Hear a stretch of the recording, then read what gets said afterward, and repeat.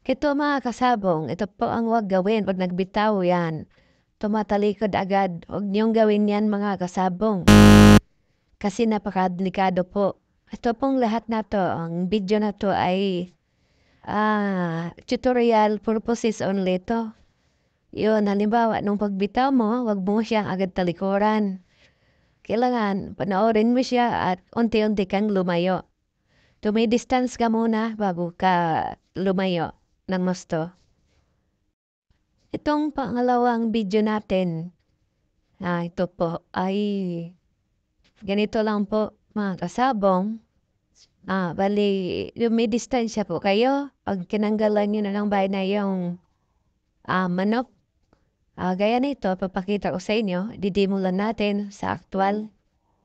So, yan mga kasabong, yan. Ganyan yan, ginawa ko, yan. Halimbawa, tinanggal na yung bayna, ito, pack, sample. Huwag yung gawin yan na idikit sa katawan nyo. Yan, kasi talagang mas delikado yan lalo. Yan, ganyan forma. Talagang dikit na dikit. Yan. Diba? Yan. Tayo mga marunong, alam na natin yan. Yan ang dapat gawin. Ilayo mo ang manok sa katawan mo. Yan. Yan, ganito ang dapat gawin natin mga kasabong. Ganyan. Huwag nating ilapit sa ating katawan. Yan, liba, kaliwiti ka. Ganun pa rin posisyon mo, malayo siya. Yan, huwag kayong kumpiyansa. Yan.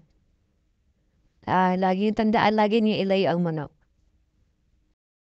Ito pa. Ito ang huwag gawin. Isa pa itong huwag gawin talaga. Pag bitawan na natin, pag ganito na, pag ginanon mo siya, pag nakaganyan, huwag mong gawin yan. Huwag mong gawin ito.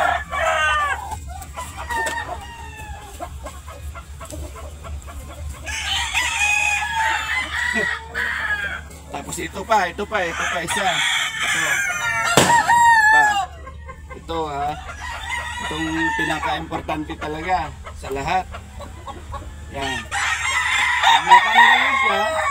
Natanggal na siya. Natanggal na. Huwag mo siyang ganituhin. Yan. Huwag mo siyang ganituhin. Kasi wala na siyang wala nang bayna. Yun, delikado siya. Kawawa yung anak natin, susugatan. Kaya dapat lagi yung safe. Yan, huwag yan gawin. Ito, huwag yan gawin. Yan. Lagi tayo mag-iingat. Pwede ba gawin to? Yun mga kasabaw, marami pa sana tayong gagawin na tutorial. Yun nga lang, di tayo makapagpupos dahil po sa likod ng manok. At marami kasi manok na nakikita, kaya di tayo mag-abuelo. Medyo masyadong malilikot yung manok. Ganon. Hindi.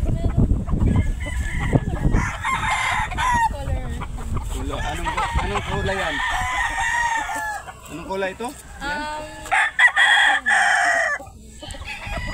kulay yan? Ano ito? Mayahin? Dalusapi. Dalusapi. Yan. Yan ang dalusapi.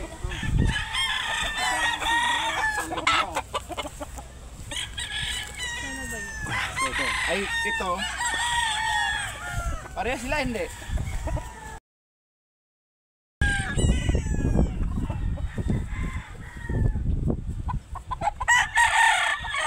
Ayun, ganon kalaki yung tawag gusto ko. Ito naman yung gold. Ganyan gusto ko. Ito yung ano natin, no? Ito wag mo tong wag mo to silang pakawalan. Wag mo silang pakawalan, ha?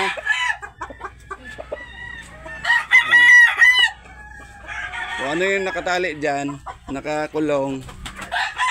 Kung ano yung nakakulong dyan, dyan lang sila. Wag ilapit. Baka mapilay. Babae. Ha? Bakit niya pinapalo yung mga babae? Gusto niya eh. Siyempre eh. Asawa niya yan eh. Itlog na oh. Saan? May itlog na. Ah, oo. Anong mga lahi yan? Yan? Mm-mm. Yan, ano yan? May ano dyan, iba-iba yan. Pero kanya-kanya sila asawa, yan oh. Yan.